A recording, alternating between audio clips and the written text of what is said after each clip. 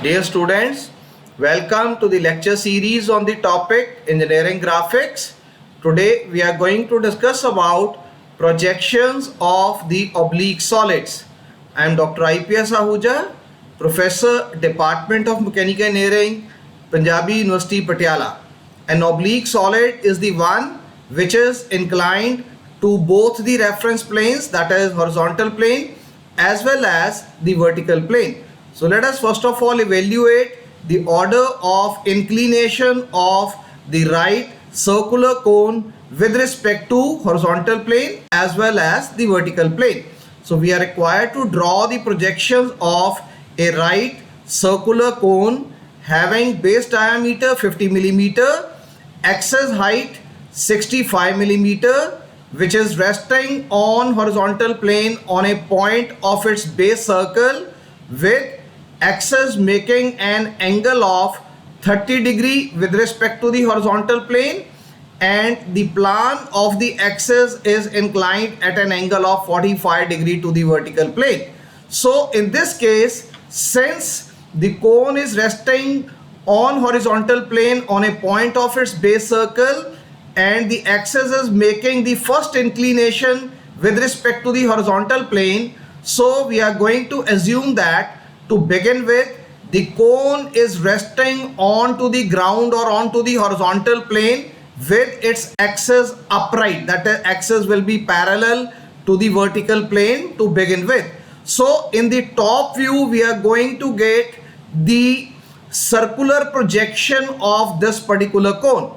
And since it is a circular projection which we are going to obtain in the top view below the XY reference line, so there is no problem regarding the orientation of this circular projection which we are going to obtain. So only thing we have to decide here is that whether we want to divide this circular projection into 8 equal parts or 12 equal parts. So this is the only decision which will be required in step number 1. So in the top view, if we divide the cone into 8 equal parts, so there will be 8 generators over there. And if we divide the cone into 12 equal parts, so there are going to be 12 generators which will be spaced at an angle of 30 degree. If you divide it into 8 equal parts, then all these generators, they will be spaced at an angle of 45 degrees. So these are all the artificial generators which we have to draw so that the subsequent apparent shapes of the circle which will be appearing in the form of the ellipse, so they can be drawn in an appropriate way. So that is the only thing. Now let us start drawing the projections of the right regular cone which is having the base diameter equal to 50 millimeters. So just see, we have written down phi. So phi is the diameter of the circle. So as we are looking at this particular cone from the top, so we are going to observe that the base of the circle, that is the true shape, will be appearing onto the horizontal plane in the top view, and this top view has to be drawn below the XY reference line. Now having drawn the circle having radius 50 millimeter, as I told you, we have to divide this into 8 equal parts or 12 equal parts. So here we have opted for division of this circle into 8 equal parts, as meaning that there will be 8 generators which will be spaced at an angle of 45 degrees. So the naming has been done A, B, C, D, E, F, G, H, and then we are going to join the diagonals of this particular circular plan which we have obtained over here. So wherever these diagonals they are going to meet, so this point or the point where from we had drawn the circle over there, the center point or the needle point will be giving us the center of the axis over here. So 2 points of the axis we have to consider. O point will be the axis point which will be there corresponding to the apex or the vertex. The second axis point will be that of the base. So at the base, the second point will be there. We have named it as 1 over here. Now from all these 8 points and from the axis point, now we are going to draw the projectors onto the vertical plane. So just see, from A we have drawn a projector onto the vertical plane, and since this base happens to be perpendicular to the vertical plane and this cone is resting onto the ground. So the projections of A, B, C, D, E, F, G, H, they will be all lying on the XY line. They will be lying on the horizontal plane. So projector from A on the vertical plane will give us A dash. Similarly, projectors from B and H, they will be drawn over here, B dash and H dash. And similarly, the projector through C and G, they will be named C dash and G dash. And projectors through D and F, they will be named D dash and F dash. And projector through E will be named E dash. So the projectors of the base points, they have been drawn over here. Now the second thing, that the axis height is given to us as 65 millimeter. Now we are going to measure this axis height. Just see, 65 millimeter, and then we obtain this top point or the apex or the vertex point over here. And the moment we generate this apex point, now we are going to join this apex with all of these generators that we have created over here. So you can see we have joined all these generators. So O dash, A dash, O dash, B dash, O dash, C dash, O dash, D dash, O dash, F dash, and O dash, G dash, and O dash, H dash. All these lines, they have been joined. So this is the front view of the cone, assuming that we have got 8 generators to give us the front view over here. Now having drawn this front view and the top view, now we have to read out the next part of the statement, that the cone is resting on the horizontal plane on a point of its base circle with axis making an angle of 30 degree with respect to the horizontal plane. So please see, this is the axis. So now we have to rotate this triangular elevation projection which has been obtained at an angle of 30 degrees, so that the axis will be there at an angle of 30 degree. So if we tilt it with respect to axis angle 30 degree, then we have to make sure that this point E, this should be lying right here onto the ground. So if we just make it slightly up or slightly below, so this point E will lie slightly above the XY line, or it may go slightly below the XY line. So what we need to do, instead of drawing the axis straight away at an angle of 30 degree, we are going to shift this figure with respect to base. So this is the base of this elevation view. So with respect to this base, we are going to start with angle of 60 degree. That is 90 degree minus the axis angle. So let us start doing it. So now you see we have shifted this front view which was obtained in iteration 1 at an angle of 60 degree. Why 60 degree? Because you can see over here that the axis angle is 30 degree. Since this is the right regular cone over there, right circular cone is there, so this angle of the axis with respect to the base is 90 degree. So this angle is 90, so axis angle is 30, so automatically this angle will be 60 degree. So even though we have been told that the axis angle is 30, to start with we are going to draw or transfer this figure at an angle of 60 degree, and later on we are going to rub this off, because this is not the thing which is given to us. So let us see how we have gone about transferring this figure over here from this particular position. So once again we are going to use the rectilinear distances to transfer this figure. So I am going to mark E dash point as point 1. This will be my point 2. This will be my point 3. This will be my point 4, and this will be my point 5. So I am going to do marking for all these 5 points, and they will be transferred at an angle of 60 degree. Point 1, point 2, point 3, 4 and 5. So point 1 marking will give me straight away E1 dash. Point 2 marking, so there is no vertical distance over here, it is lying on the ground.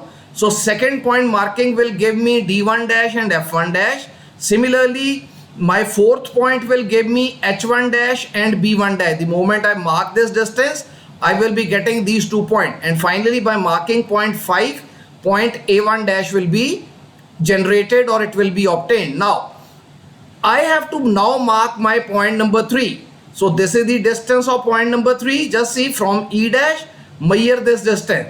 And once you measure this distance, draw perpendicular equal to the axis height of 65 millimeter.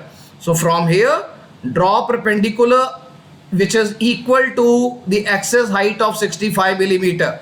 So this is the axis height 65. The moment I draw this, I obtain the point O1 dash, and then I can join all these points as they were joined in my previous figure. And then this axis point I need to extend, axis line I will be extending till it meets over here, and this angle I am going to mark as 30 degree, which was the original angle which was given to me.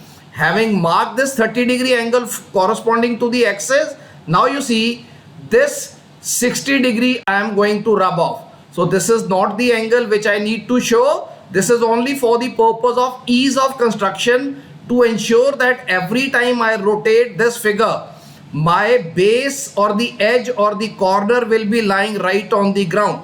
Otherwise I'll have to do the manipulation of this triangle up and down over here. If it is slightly up, this E dash point will be, E1 dash will be lying over here.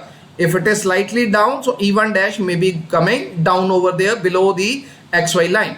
So here, having transferred this figure, now this is giving me the front view of the right circular cone whose axis is inclined at an angle of 30 degree with respect to HP. Now I need to obtain the top view projections over here.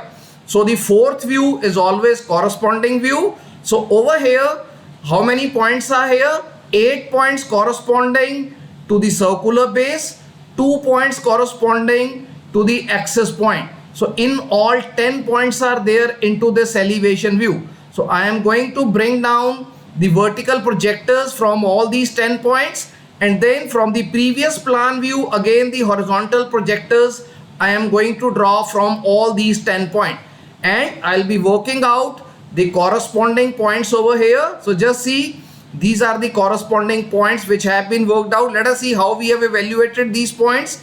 A1 dash, draw the vertical projector through A1 dash, and then draw the horizontal projector through A. So wherever the horizontal projector through A, it intersects with the vertical projector through A1 dash, I am going to get point A1. Similarly, through B1 dash, draw a vertical projector and draw the horizontal projector through point B. So this gives us the intersection, gives us the point B1. Similarly, this is the point H1 dash also. So corresponding to H1 dash, drop the vertical perpendicular and see to it that where this horizontal projector from point H, it meets this vertical projector. So you obtain point H1 dash. Similarly, this point is corresponding to C1 dash, G1 dash and 1 dash. So from here we have drawn a vertical projector, C1 dash, G1 dash and H1 dash, 1 dash, and then through G draw the horizontal projector. This will give us G1.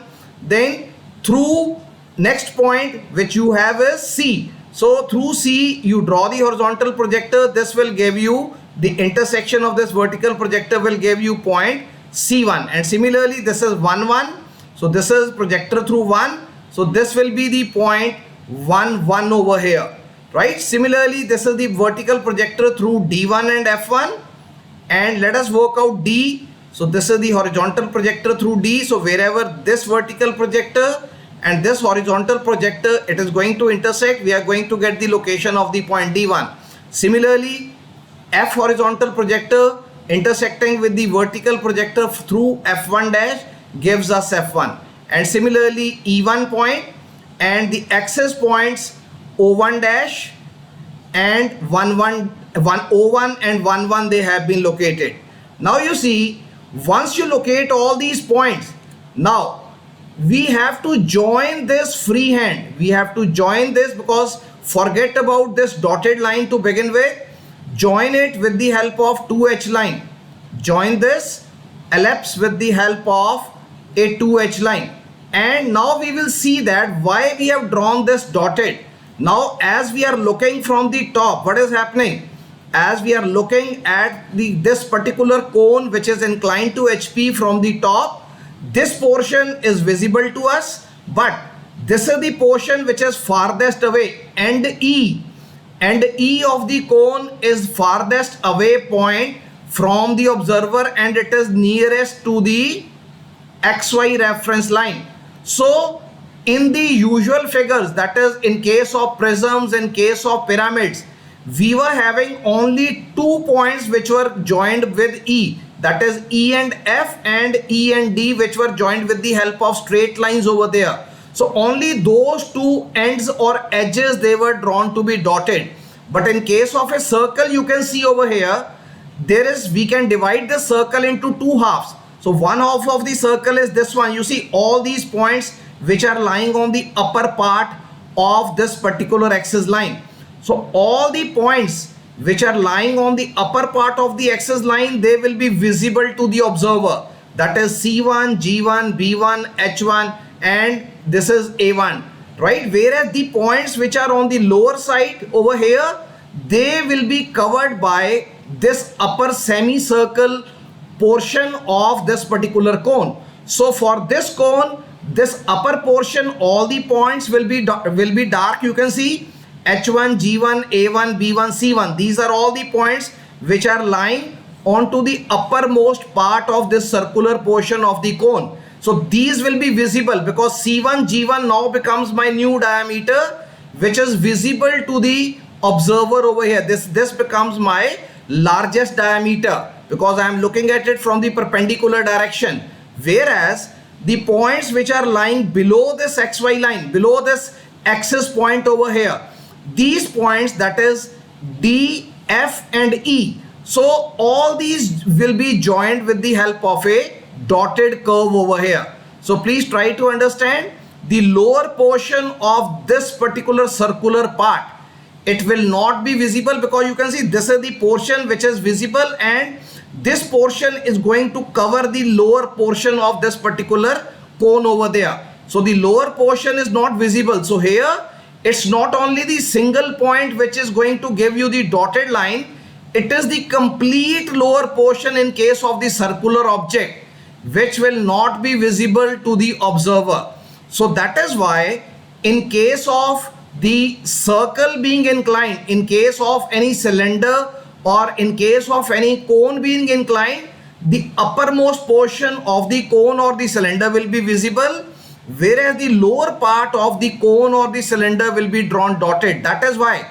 So 50% of the ellipse which is there on this side, which is lying on this side, will be visible to the observer, and remaining 50% of the cone or the cylinder which is lying below the axis line, because this has been overshadowed by this portion. You can check it out as you're looking from the top. This portion has overshadowed this portion.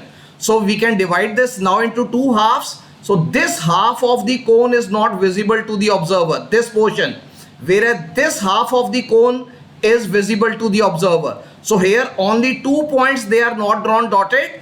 Fully 50% of the ellipse, whatever elliptical portion is generated, this will be drawn dotted. Now having drawn this ellipse over here, and now you need to join the point O1 with the tangent over here. So from here, draw a tangent onto G1. Similarly, from point O1, draw a tangent onto C1.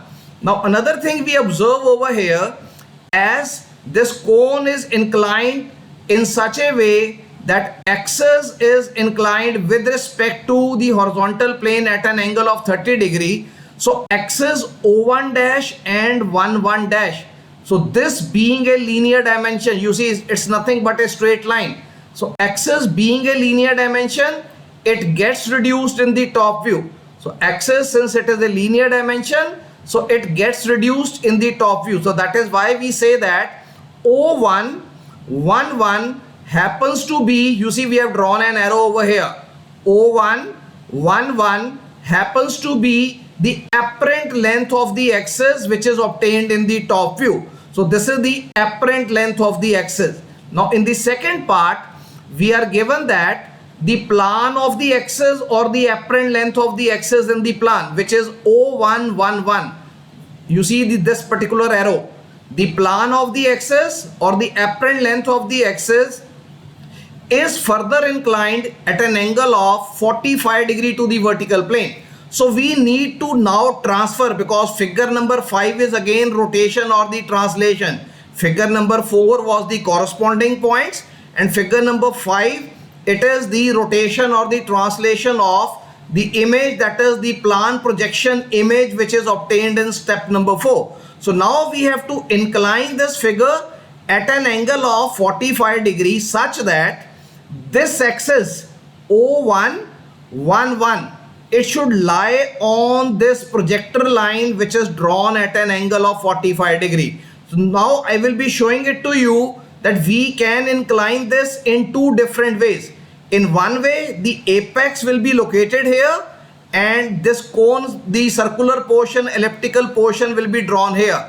In the second case, the apex will be located here and the circular portion we are going to draw over here. So how the construction will be obtained in a different way in the front view in both of these two cases.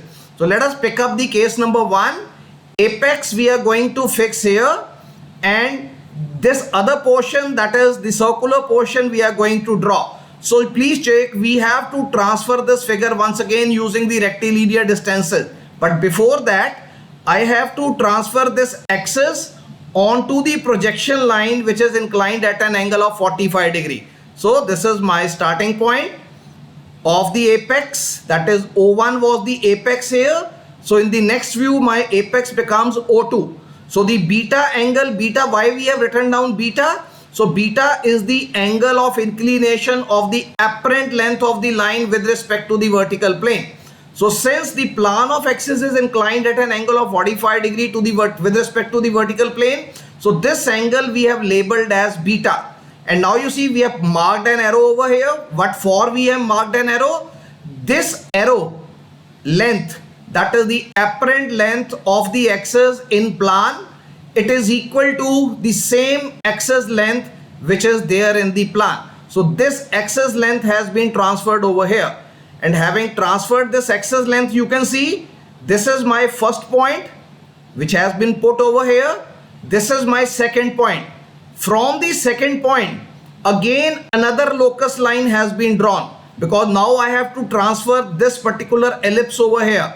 I need to transfer this ellipse right over here because this axis has been transferred. So 2 points they were located. Starting point was O2. Second point is 1, 1. This point is 1, 1 means this point will become 1, 2. Now having transferred this axis, now all these 8 points of the ellipse, I want to transfer them. In order to transfer them, you see, this is my perpendicular locus line to the axis. Now once again we'll measure the rectilinear distances. Just check this out. Rectilinear distances, you can see this is my center point. Through this point, these 2 points will be located. Through this line, another 2 points will be located, and then once I do the marking of these two, so 1 point over here and 1 point over here will be located. So this way, using rectilinear method, we are going to transfer this curve over here. So please see again.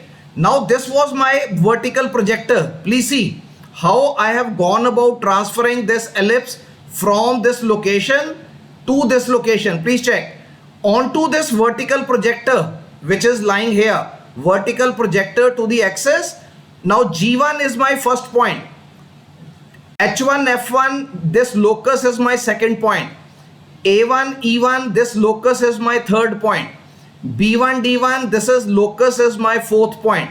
And C1 locus is my fifth point. So you see point 1, point 2, point 3, point 4 and point 5. So please see over here again, point 1, point 2, point 3, point 4 and point 5. So how did I locate point 1? Because point 3 is fixed. Please check. Point 3 is fixed. So this distance and this distance will give me points 4 and points 2.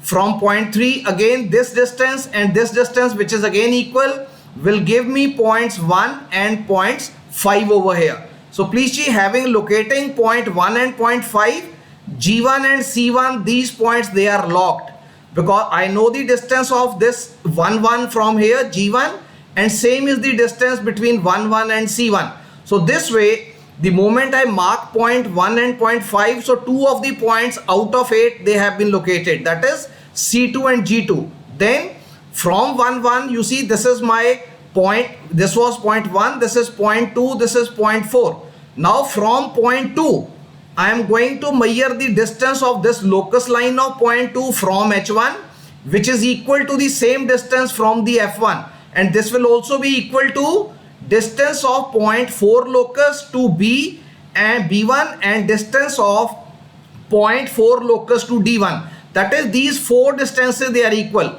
I will be measuring only one and I can plot these 4 points. That is, by measuring this distance only, H1, F1, B1 and D1 all can be located. So please see, from point 2 and from point 4 vertically I am going to measure these two distances rectilinear. Again I will measure the same distance over here. So F2, H2, D2, B2 will be located. And finally from point 3, you see this is my point 3. I will measure this distance of A1 and E1. So the moment I measure these two distances, so E2 and A2 will also be locked. And once I get all these points, so the top view, which is in the rotated position such that the axis is inclined at an angle of 45 degree to the vertical plane, has been completed. So this completes the construction of the top view of the oblique solid. Now let us work out the front view. So how many points are there? Once again, 8 points corresponding to this ellipse. Now one thing we missed, please check. We have not put the dotted over here because we have to draw the same figure over here in the way as it was drawn over here. So let us do the dotted. Now it is the same now. Inner part of this ellipse is dotted, whereas the outer portion the person is able to see. Again I repeat, you can see now, it is clear. This portion of the circular portion of the cone the observer is able to see from the top, and this portion is not visible total. So that is why the 50% of the ellipse or the cone is not visible to the observer. So that is why it has been drawn dotted. So this was dotted, this is also dotted, this was dark, so this is also dark, and then these are two edges of the cone over here. Now let us draw the front view. So once again, from all these 10 points we are going to draw the vertical projectors, and from these 10 points of the previous view, that is the elevation view, we are going to draw the horizontal points over here, horizontal lines over here. So let us work out the corresponding point, because sixth view is always corresponding. So please see, here we have worked out all these 10 points onto the front view. So please check this out. This is vertical projector through O2, horizontal projector through O1 dash. It gives us O1. Let us start from A. This is my point A2. Take vertical projector through A2 and draw the horizontal projector through A1 dash. Similarly, take vertical projector through B2 and draw the horizontal projector from B1 dash. So B2 dash will be obtained. Similarly, draw the vertical projector through C2 and draw the horizontal projector through C1 dash. This will give us C2 dash. Similarly, vertical projector through D2 and horizontal projector through D1 dash. Wherever they intersect, you get D2 dash. Vertical projector through E2 and horizontal projector through E1 dash will give you E2 dash. Vertical projector through F2 and the horizontal projector through F1 dash will give you F2 dash. And finally, vertical projector through G2 and horizontal projector through G1 dash will give you G2 dash. So all these parts of the ellipse, they have been evaluated. Now we know ellipses generated. One, I can draw the tangents from O2 onto these two extremes, that is B2 and F2 over here, but I need to work out which portion of the ellipse will be drawn dotted, which portion of the ellipse will be drawn dark. But now you see, in this case, since the observer is looking at this ellipse from this corner, so this is the orientation of an ellipse in which the apex is lying towards the vertical plane, and this portion of the ellipse, it is faced by the observer. This portion is facing the observer. So every part onto this ellipse or the circular portion of the cone will be visible to the observer. So if we draw the cone over here, such that the ellipse is drawn, so no point on this ellipse will be drawn dotted. Why? Because the observer is able to see this portion of the cone is faced by the observer. Observer will be able to see all the points over here. Now you will say that always we are saying work out the point which is farthest away from the observer and nearest to the plane.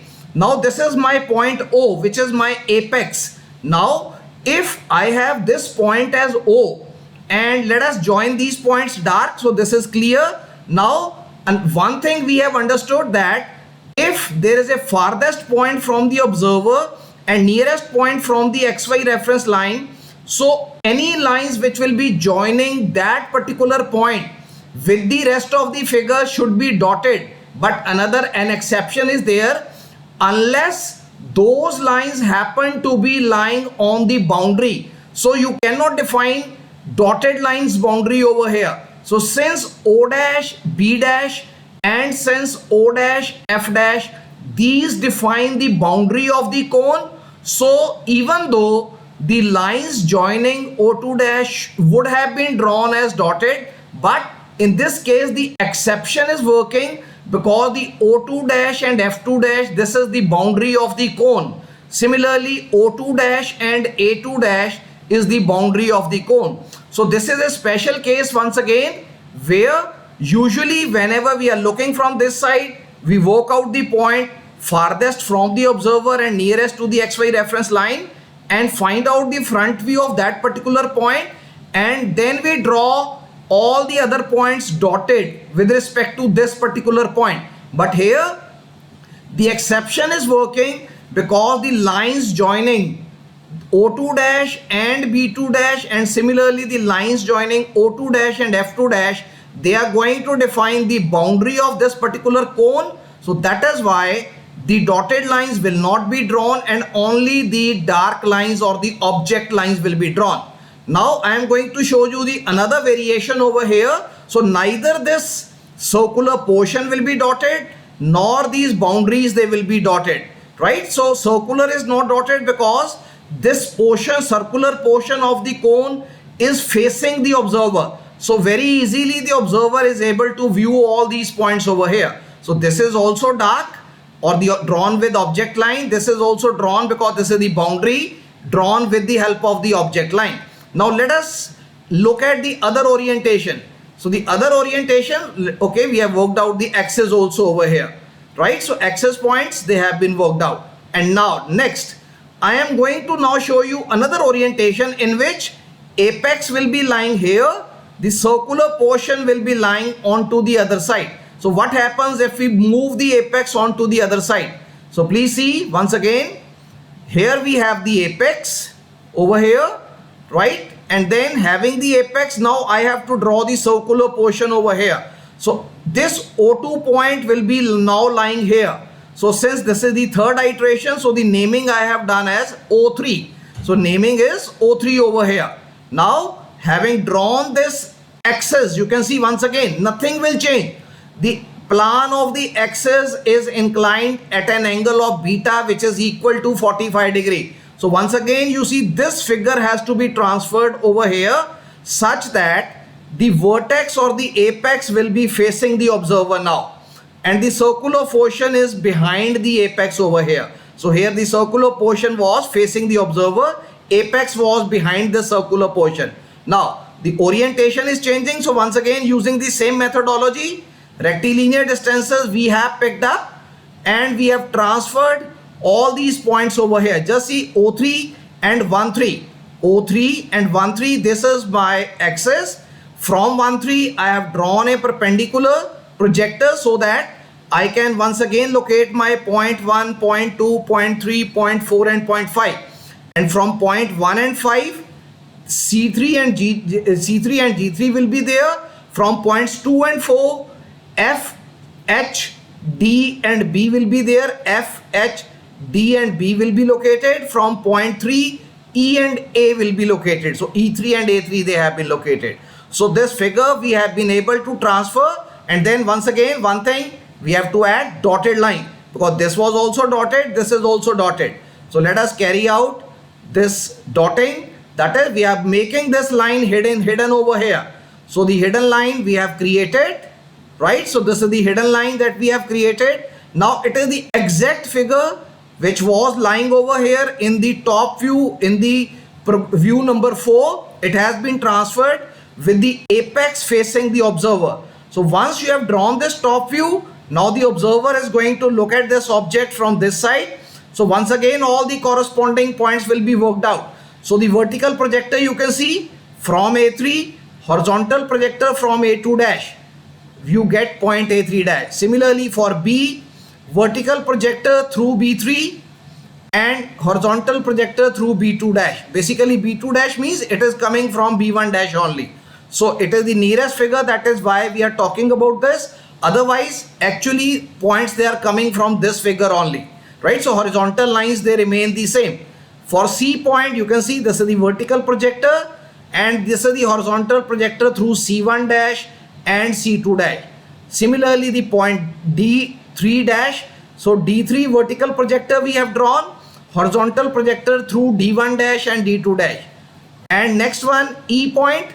So through E3, draw the vertical projector and draw the horizontal projector through E1 dash and E2 dash over here. You get E3 dash. Next, F3 dash is located by drawing vertical projector through F3 and drawing the horizontal projector through F1 dash and F2 dash over here. Similarly, G3 dash, you draw the vertical projector through G3 and similarly H3. All these points, they have been located. And finally, the access points, that is O3 dash and 1,3 dash, they have been located. Now, please check, ellipse has been generated. Ellipse points, they have been obtained. I have obtained O3 dash, that is the access point. From O3 dash, I am going to draw tangent onto B3 dash.